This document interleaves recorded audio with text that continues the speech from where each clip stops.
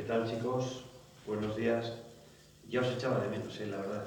Entonces, estoy probando un sistema, a ver si os va bien a vosotros y me va bien a mí. Y vamos a ir practicando y si funciona, pues seguiremos con este método, ¿no?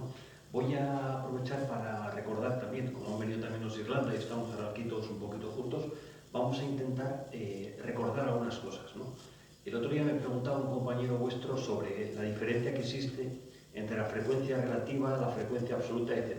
Entonces voy a hacer un sencillo ejercicio para que lo veáis y vamos a suponer que estamos en una clase de unas 20 personas y preguntamos sobre cuáles son sus colores preferidos. Vamos a escribir aquí varios colores: azul, verde, rojo, amarillo,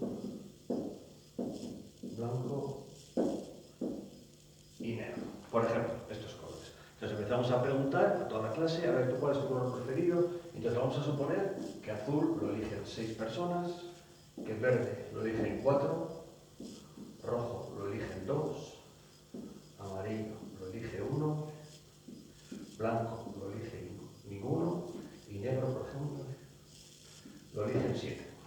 ¿Vale? Entonces ahora, esto sería la frecuencia absoluta. Estos números de aquí se llaman frecuencia absoluta. ¿Qué significa? ¿Cuántas personas quieren, por ejemplo, el azul? En este caso, 6. ¿Ese dato es importante? Pues de momento no, porque si alguien dice 6 personas han elegido azul. Sí, pero la pregunta, como siempre os solía decir en clases, ¿pero 6 de cuántos? ¿No? Entonces, por eso vamos de momento a quedarnos con la frecuencia absoluta, esta es la absoluta, y la vamos a sumar. Esto nos da 20. Perfecto. Entonces ahora vamos con la frecuencia relativa, que la vamos a poner aquí. Relativa.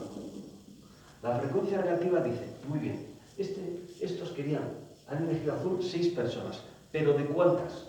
Como en total dan 20, esto será 6 veinteavos, el de verde será 4 de 20 personas, rojo han elegido 2 de 20, amarillo 1 de 20, el blanco 0 de 20, esto es innecesario porque 0 de 20 es 0, y el negro 7 de 20.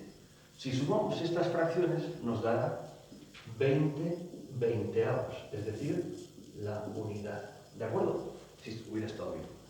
Esta frecuencia relativa se puede expresar de dos formas, una así y la otra en forma de número decimal. Es decir, 6 entre 20, pues 0, tal, 0, cual, 0, cual, y de nuevo la suma nos dará 1. Para pasar dividiendo 6 entre 20, 4 entre 20, usaréis la calculadora y os dará las frecuencias relativas.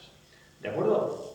Dentro de un ratito intentaré mandaros otra explicación. ¿Vale? Venga, ánimo, chicos.